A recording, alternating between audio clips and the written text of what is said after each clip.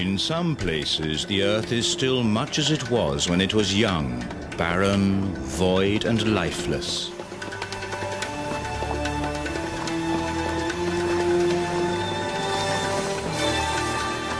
Yet it is here that the very source of life is found, the substance encrusting the wounds of the earth.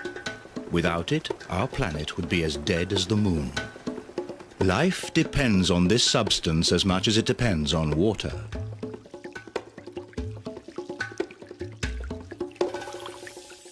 It is water that washes this mineral from volcanic rock and takes it down to the oceans. Wherever rivers feed into a drainless basin, these saturated waters form vast lakes, some of them veritable inland seas. But climates change.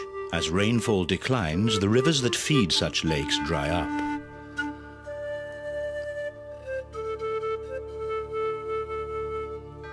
Wind and the power of the sun evaporate even large bodies of water. What remains behind is a dry sea of dazzling white crystals. Salt, tears of the earth.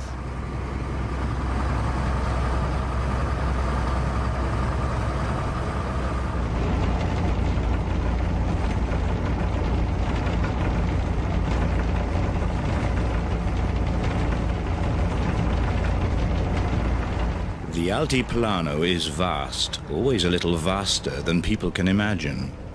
There is no road across the Salar de Uyuni, Bolivia. Once a week, this ancient vehicle travels a mathematically straight line, 70 miles one way, to a handful of villages on the fringe of the Earth's largest salt desert. Like a space shuttle, it is their only connection to the outside world.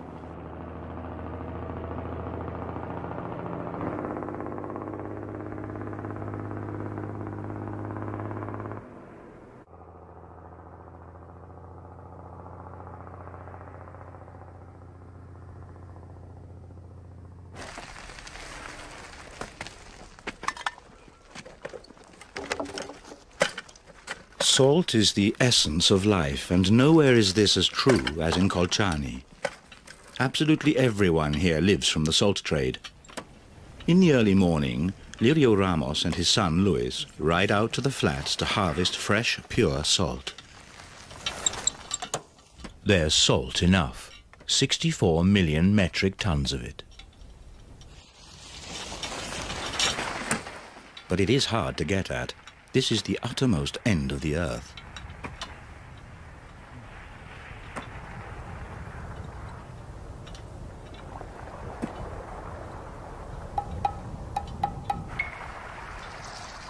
To make things worse, the salt flats are surrounded by a ring of impassable bog.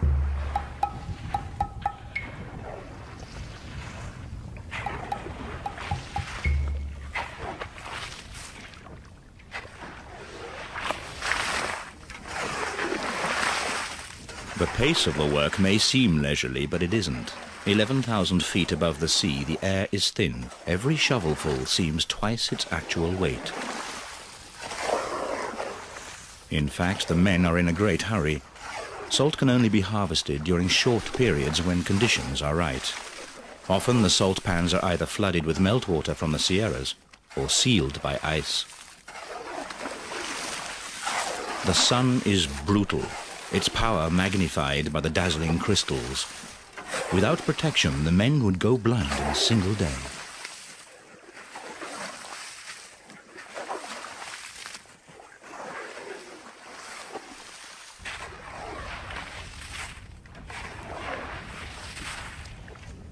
Each heap of salt weighs 1 metric ton. Lirio knows by instinct how big a heap must be. Each worker marks his heaps with his initial, so the settlement is clear when the truck comes once a week to collect the salt.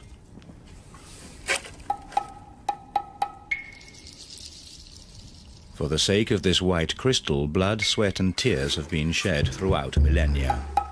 Human blood, sweat and tears contain about as much salt as does seawater. Just to survive, the body has to take in 5 to 10 grams of salt every day.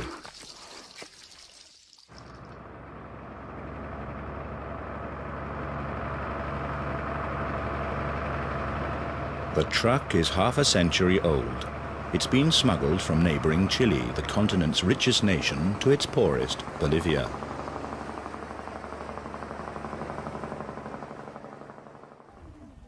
Chilean companies produce salt in a big industrial way, harvesting even in Bolivia and making salt a cheap commodity. With their manual production, the small family businesses around Colchane have to struggle against powerful competition.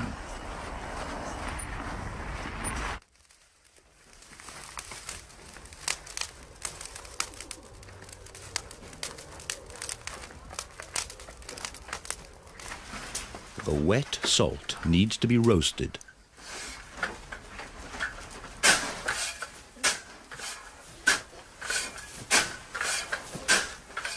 Above the timber line, cactus and desert brush are the only fuel available.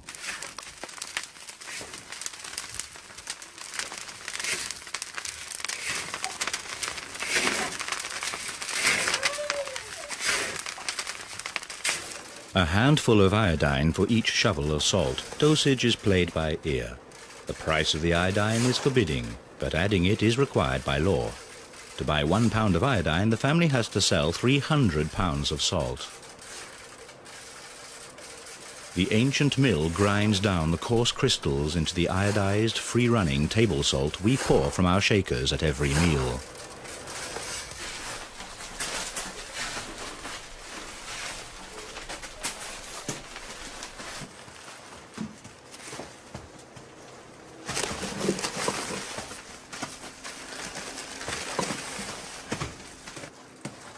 Colchane still supplies much of Bolivia with salt. Doña Lupe's plastic bags with the red design are found in grocery shops all over the country.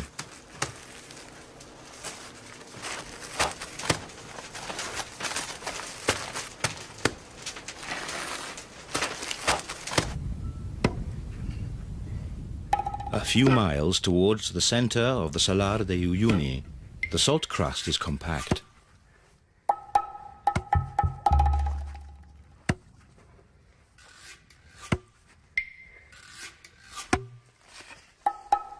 This compact salt calls for a different harvesting technique. With incredible precision, Wilfredo hacks furrow after furrow into the crust.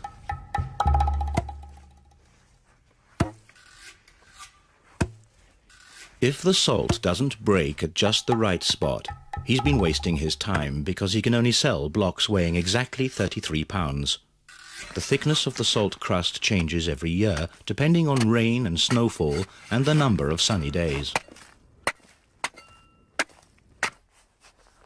Each year, fresh brine from the volcanic sierras adds a few inches of salt to the crust. Those annual layers are marked by the dark lines in the blocks.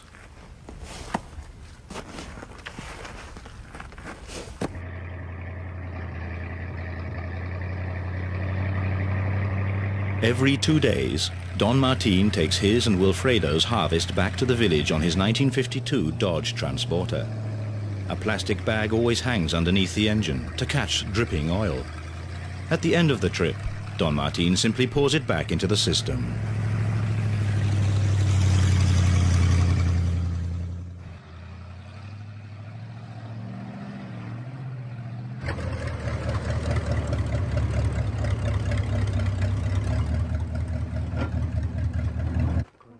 Juana, Wilfredo's wife, keeps the books, pays the workers, and hires the truck drivers who take the salt blocks on their long trip across the Altiplano. 3 facts made salt the first trading commodity in human history. Wherever people lived, they absolutely needed salt, so it was precious. The amounts needed were small enough to carry over long distances. And salt is durable. It was the closest thing to money before money was invented. Yet big money is not the outcome for Wilfredo. Only once in 3 years can he afford a new pair of trousers. While the trucks are being loaded, a herd of llamas is waiting to take salt to the most remote settlements of southern Bolivia. 20, 30, 40, 45. 45. Ja,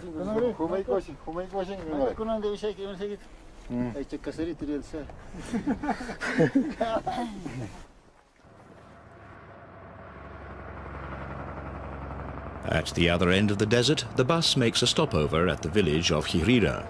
It runs 3 days a week. Then the driver, who is also a mechanic, rests for 1 day. Another 3 days are spent on repairs to make sure the ancient vehicle will not leave its passengers stranded in the middle of the salt flats.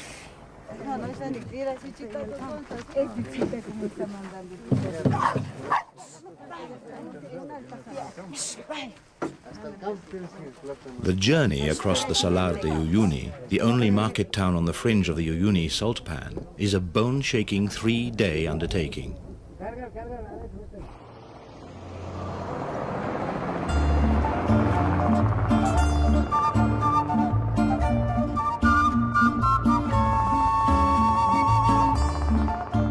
Even though the only 3 fords across the swamp are marked and fortified, surface water makes the ground treacherous until long after the rainy season. Straying from the track could mean the total loss of a vehicle.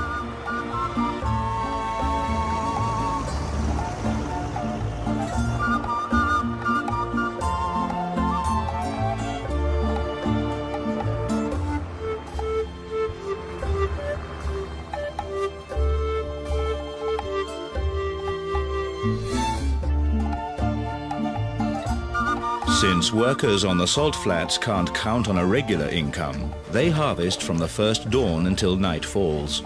In spite of the bitter cold, they often spend the night out here in a shelter built of salt blocks.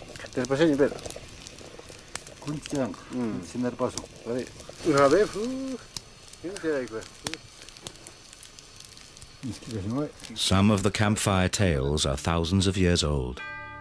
Pachamama, the Earth Mother, had to flee from her furious husband. On her flight, she was separated from her children. Crying with sadness, wherever she rested, the goddess shed her tears on the land.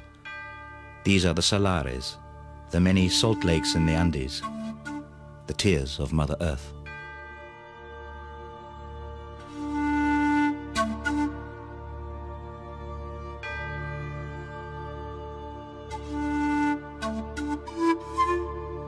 All around the Salar de Uyuni, there are remnants of ancient settlements of an unknown prehistoric people.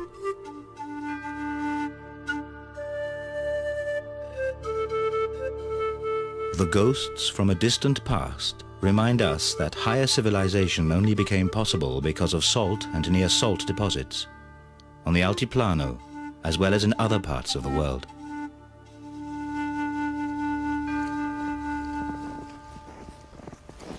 A world and 3 millennia away in the heart of prehistoric Europe, salt made people cross the high Alps even in the middle of winter.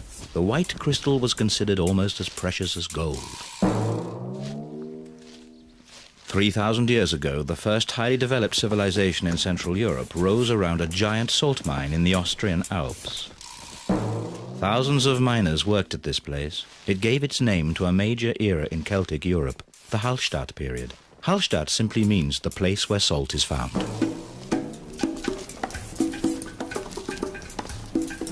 The Hallstatt miners left enigmatic heart-shaped marks in the ancient tunnel walls. Here, prehistory comes to life and at the same time poses riddle after riddle. This thick rope made from bark fiber disappears directly into the rock in the old salt workings. A forgotten thread of history, picked up again by archaeologists.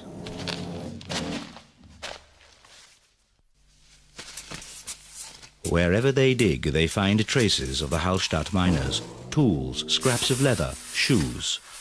One day, they hope, they will find a man in the salt, a natural mummy, as well preserved as the Iceman.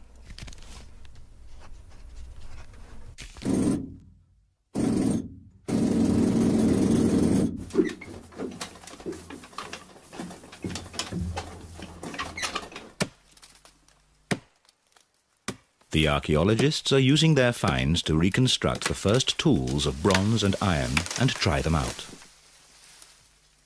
These axes are brand new, but they are hand-forged after a design that is 3,000 years old.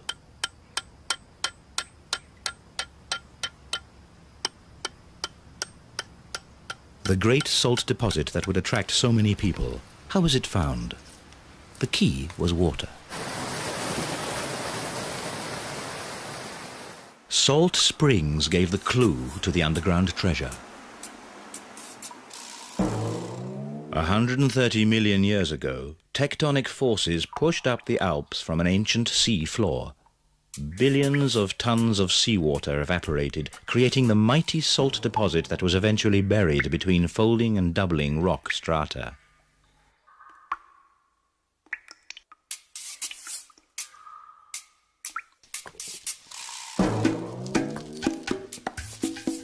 Long before Rome was founded, the Hallstatt people were following the salt springs into the bowels of the mountain.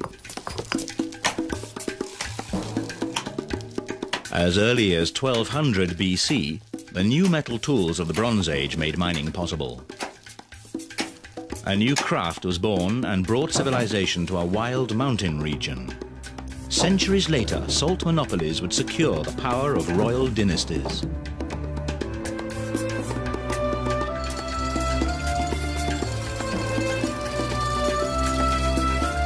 Industrial mining methods in the 20th century made us take the salt on our dinner tables for granted. The back-breaking toil of salt mining is long forgotten.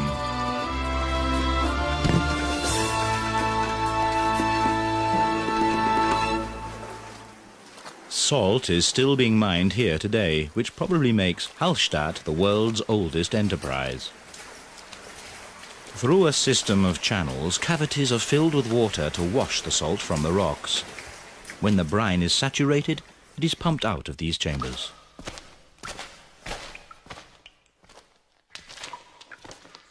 With laser rays, subtle shifts in the cavern walls and ceilings are monitored.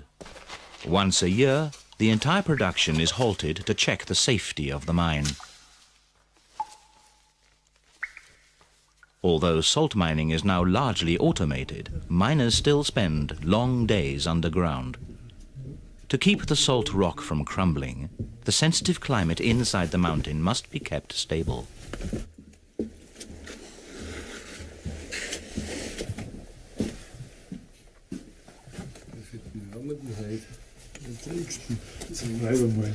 Humidity, temperature and oxygen content are constantly controlled. 15 Kubikmeter. 15. 7 Grad. 7 Grad. 62 luchtfeuchtigkeit. On these inspection tours, the mine foreman and his assistant make a lot of mileage. The only lane down here is the fast lane.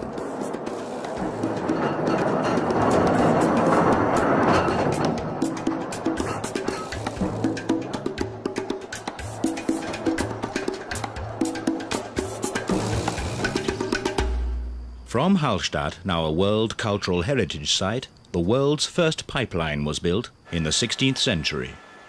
Today, high-tech dominates the scene. Using its own state-of-the-art evaporation system, the mine produces 800,000 tons of pure salt a year.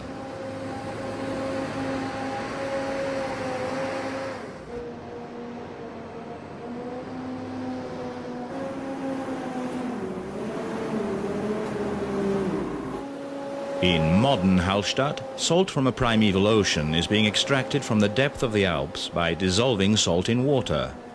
In contrast, an ancient method based on the very opposite process is still in use on Portugal's Atlantic coast. Here, salt is extracted directly from seawater. Work starts at 7, meaning Valdemar is expected at 7:30. After 7:30, the boss gets impatient.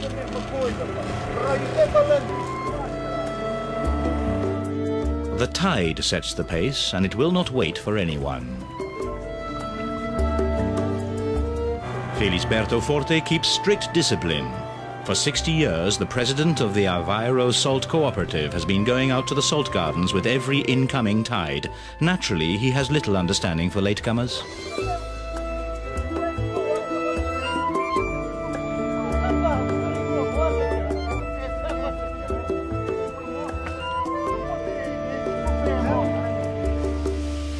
Harvesting salt from the sea is not simply a matter of waiting for the sea water to evaporate. It is a sophisticated science, passed on from generation to generation since Roman times, and it is far more complex than it seems. Valdemar and Gabriel carefully scrape the salt from the clay lining of the pool. This work demands a sensitive touch and much patience, and it depends on just the right weather.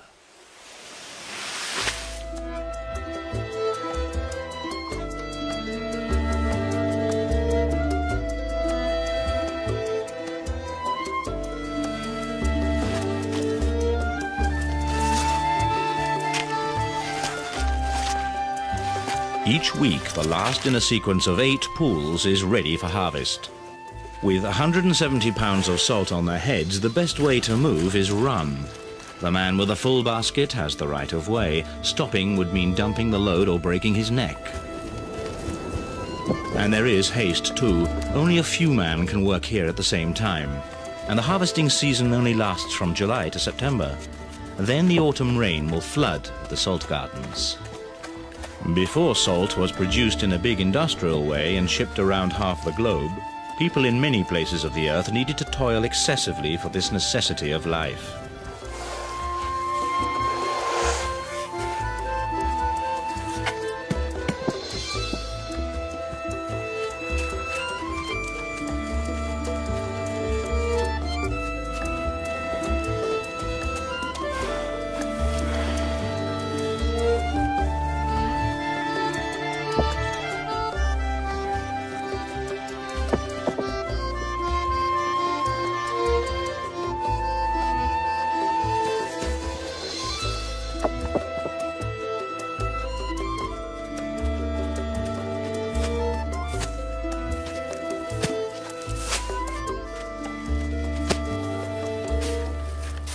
The Atlantic is a cold ocean, and the climate along Europe's western coast is anything but dry. To harvest salt here requires great human skill and effort. And just that may bring on the end of the salt harvesting in Portugal.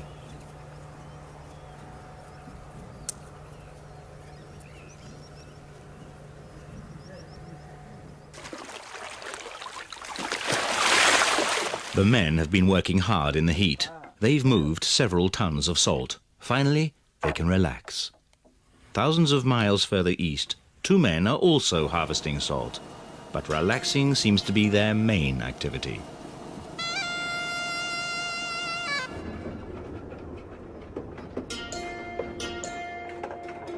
The chief engineer of the Turkmenistan Salt Company drives his goods train across a vast lagoon on the coast of the Caspian Sea.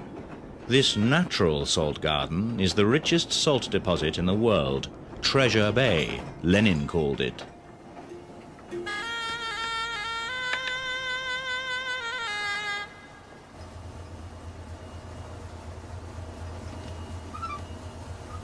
As soon as the train arrives, Greg and his mechanic start up the salt factory. After that, salt mining is fully automatic.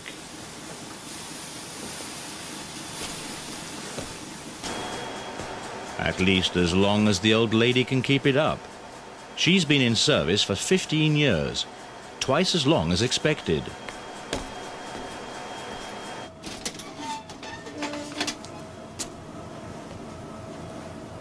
Everything is working as usual, and even the chief engineer can devote his attention to the state of play on the chessboard. Meanwhile, the salt machine untiringly loads carriage after carriage. Each one holds 10 tons of salt and takes only a few minutes to fill up.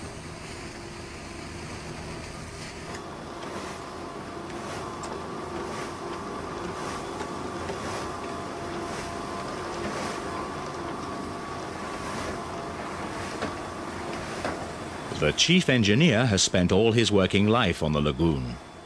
This year he completes a cycle. The machine is now again harvesting on the exact location where he first started harvesting salt at 16.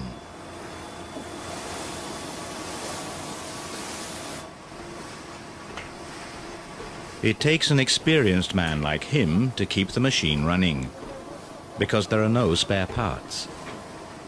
Made in the Ukraine, it dates from the days before 1991, when Turkmenistan was a Soviet republic. Today, Turkmenistan is independent. The salt reserves in the lagoons of Turkmenistan are immense. Even though the machine eats its way through several square miles in just a few weeks, harvesting seems to be a never-ending story. The salt is constantly replenished by fresh seawater that flows into the shallow lagoon from the Caspian Sea and then quickly evaporates into the sky in this extremely dry climate. Two huge rotary heads penetrate 6 feet down and scrape away the soft, soggy crust of salt.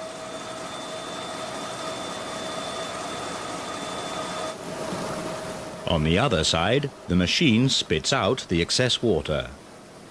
In the arid climate of the surrounding steppe, it takes about 25 years to renew the salt that has been harvested, exactly the time the chief engineer has spent out here.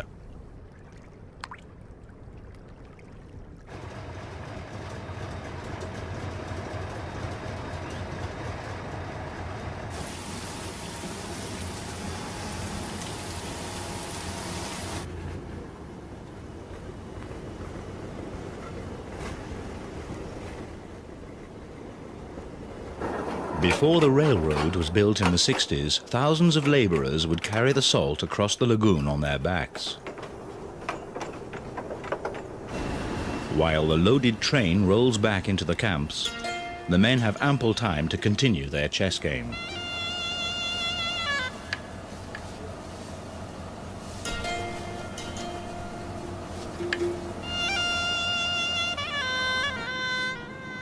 Nowhere in the world is corrosion as aggressive and rapid as here. Vladim needs oil and more oil as well as expert knowledge to keep the venerable machine in working order. The relaxed atmosphere of the chess game is deceptive. Only natives of the Kazakh steppe have been able to endure this harsh climate.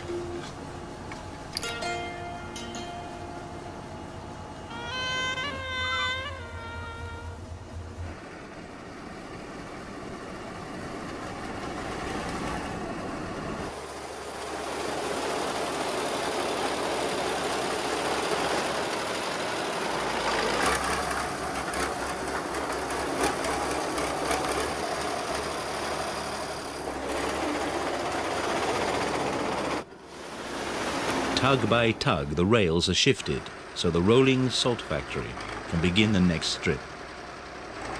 These are the only mobile railway tracks in the world.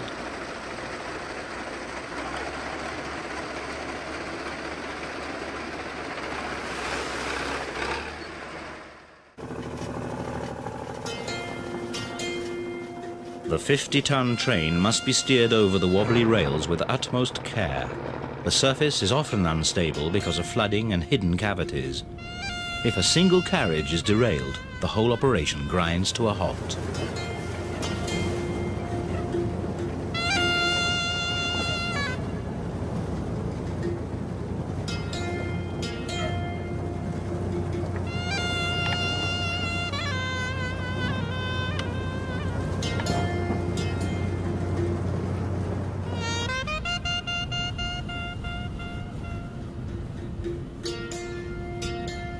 During the Stalin era, this lagoon served a double purpose.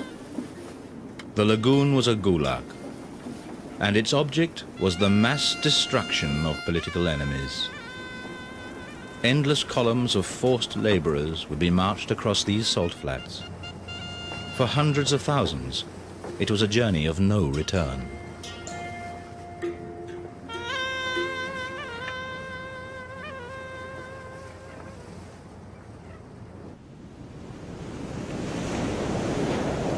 Back in Portugal, evaporation is only a fraction of that on the Caspian coast. The flooding of the salt gardens has to be defended against the tides.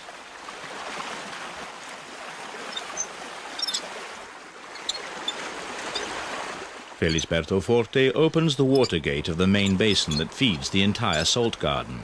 From here, the water is conducted through smaller channels to a sequence of pools, last of which are the harvesting ponds.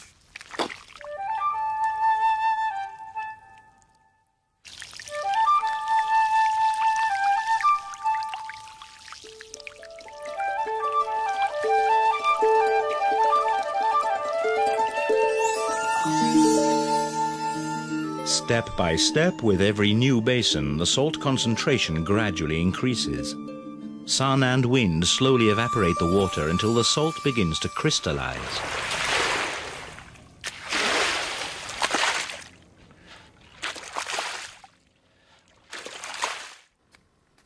If a basin holds only a few liters too much water, the salt will not crystallize.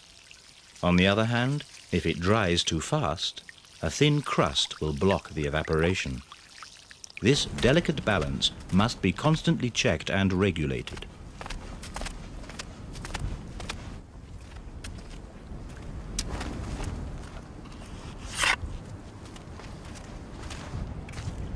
Felisberto is 73 years old. He and his aides have spent a greater part of their lives working outdoors near the seaside, under the constantly changing sky of the Atlantic coast. But there are places where the weather hasn't changed in 1,000 years. 400 feet underground, the salt pits of Wieliczka near Krakow, Poland, have been the workplace of countless generations of miners. At the pit head, the morning shift is preparing for duty.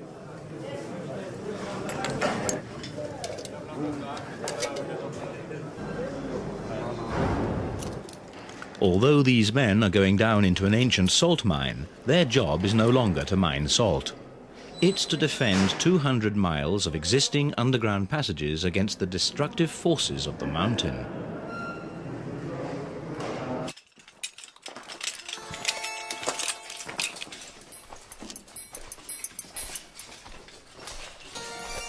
Even the way to work is extremely difficult for the miners. They have to walk for up to 6 miles to reach their workplace.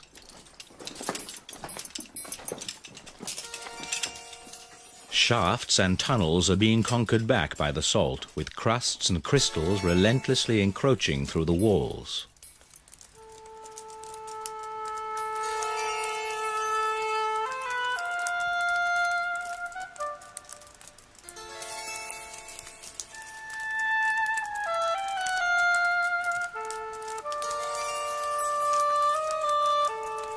The humid air and the moisture in the rock draw bizarre salt stalagmites from the ceilings at a staggering rate.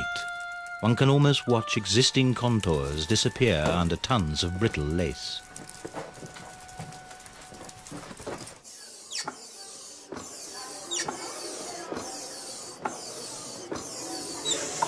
But it's exactly the high salt content and moisture in the air that makes the ancient mine worth fighting for. Because of its healing properties, Wieliczka is a climatic health resort.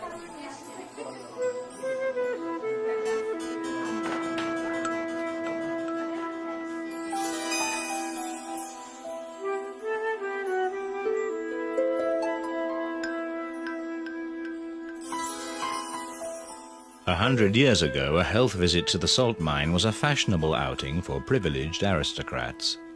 Today, the salt sanatorium is open to anyone in search of health.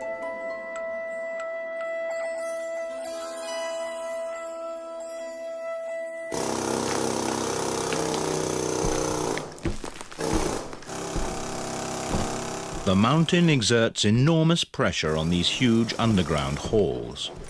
Supporting the ceilings and removing new salt crusts is tough and dangerous work. Curiously, some of these miners are professional mountain climbers.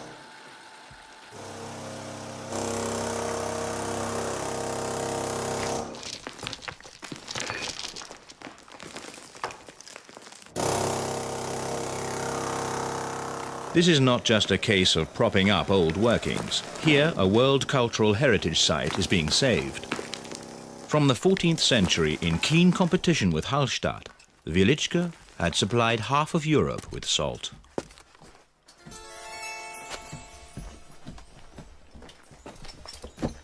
Since medieval days, the Catholic faith has played a great role in Poland, and the miners of Wieliczka have always been among the most stalwart believers.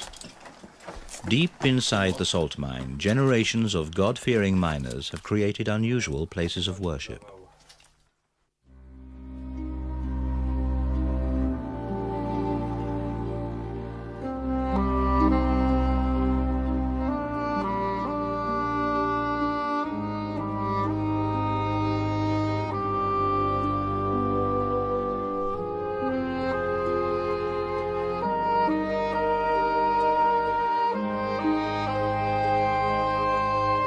Everything, pillars, statues and altars, is made of salt, and thus inexorably doomed to ruin.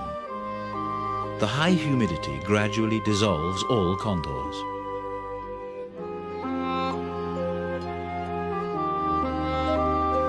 Even the crystal teardrops in the chandeliers are made of salt.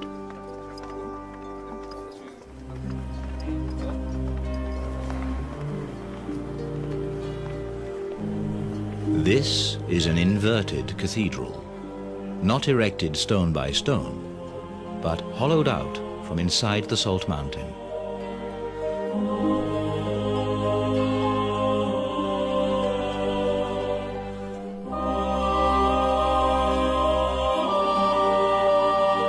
Driven by deeply religious feelings, untutored but talented miners turned into sculptors.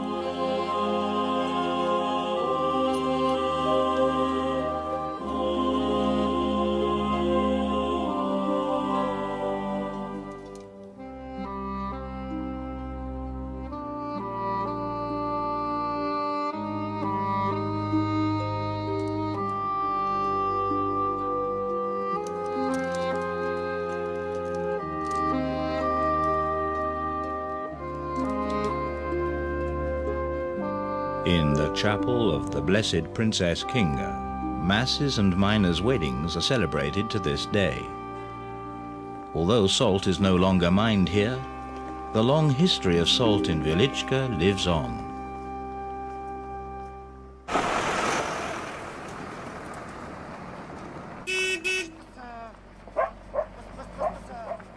An ancient tradition may soon be altogether lost in the Bolivian Andes. A few years ago, llamas were almost the only means of transport. Today, the llama caravans are literally being pushed off the road. This could be one of the last caravans. Maybe the last one.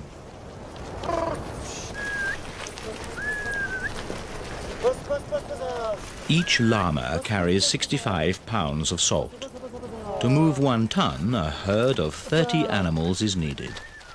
Llamas are stubborn. Instead of cooperating when they are unloaded, they give Silverio and Agapito a taste of rodeo.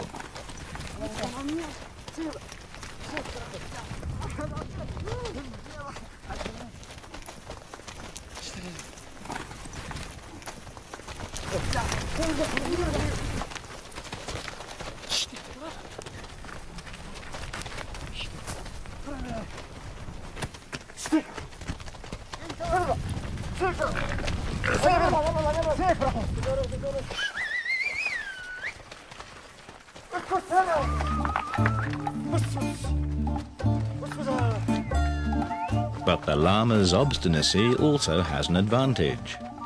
The lead animal knows the way by heart, and nothing will distract him from it.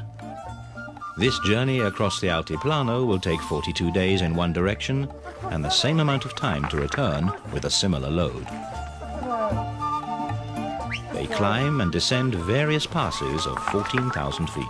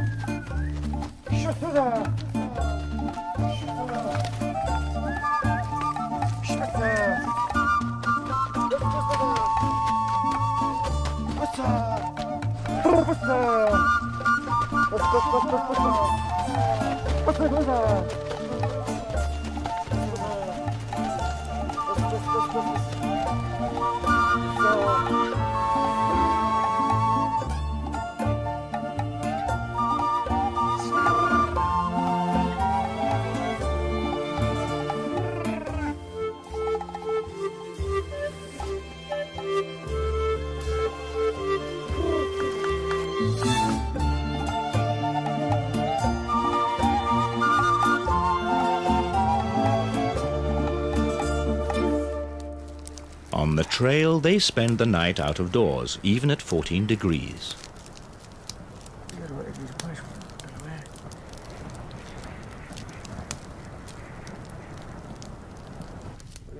In the morning, the llamas' coats are thick with frost.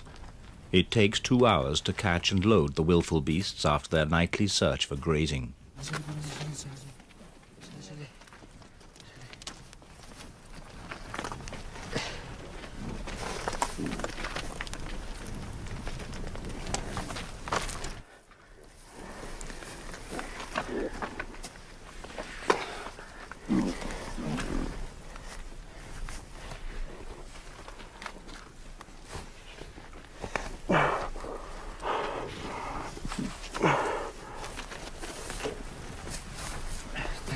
Silverio and Agapito have been sent out by their home village.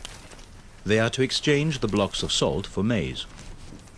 Where they come from, the altitude is too high and the climate too harsh to grow maize.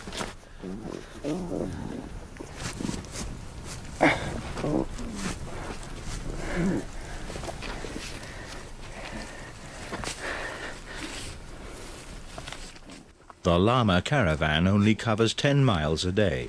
But after the 3 months round trip, the animals need the rest of the year to recover from their exertions.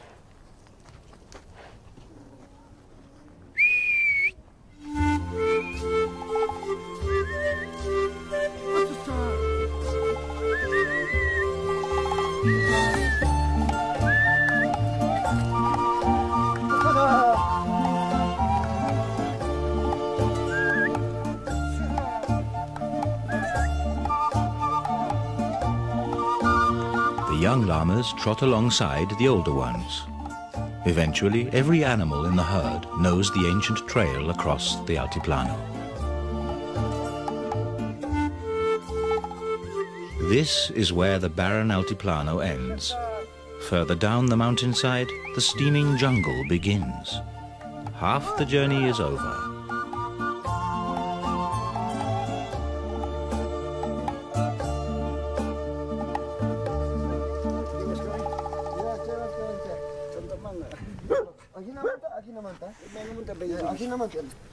Towards evening, a customer appears and buys 2 blocks of salt.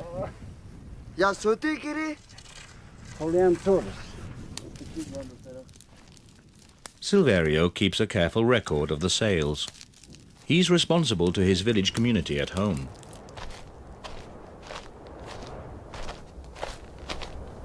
Casual customers have to carry the 65-pound load home themselves, but regulars enjoy the privilege of home delivery.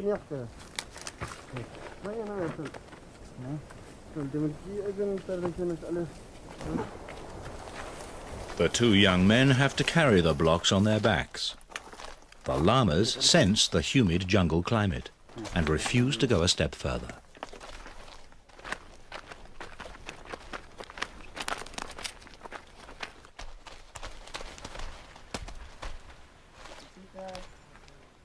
The salt is paid for with something much more valuable than money. The year's harvest of maize is in this basket.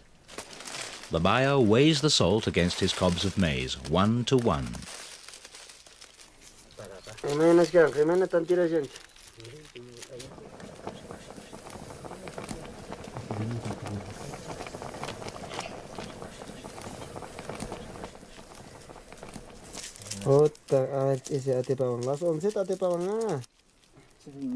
To lighten the load on the homeward journey, they separate the grains from the cobs on the spot. The peasant helps them while they exchange the latest news. Silverio and Agapito have completed the first half of their job. All the salt has been sold. They did well out of the maize deal. Next day they can begin their 6-week journey back home.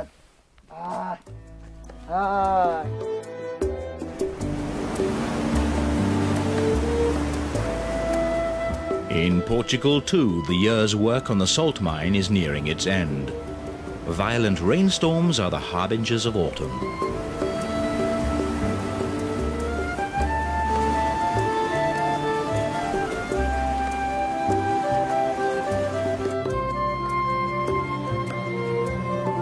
As soon as the rain lets up, Felisberto goes out to his salt garden. Everything is underwater. The harvest time is over.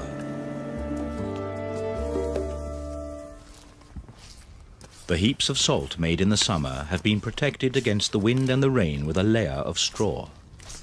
Now they are waiting to be taken to a dealer's storage house.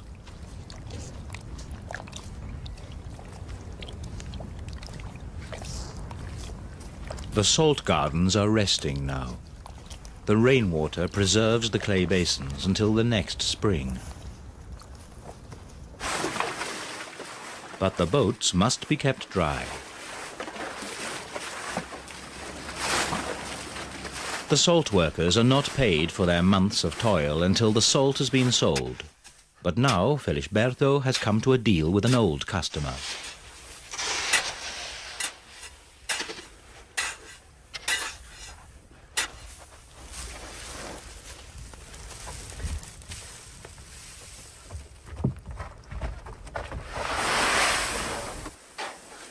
Valdemar and Gabriel have to carry 10 tons of salt to the boat, a quarter of a ton at a time.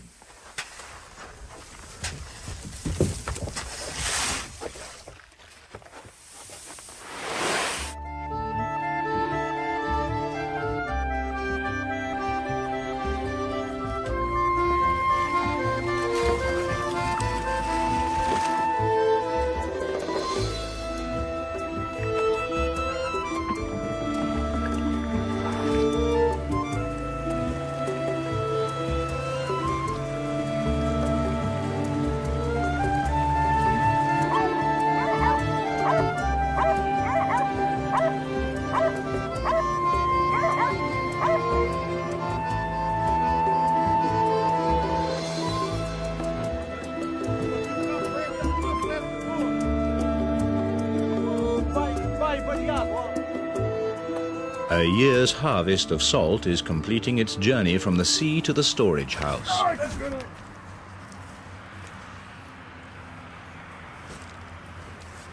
Year after year after year, the old lady who trades in salt has been instructing the men where and how to pour their loads. And here she goes again. Ai, Gabriele, põe aí já, homem, que é para ir tirar amanhã.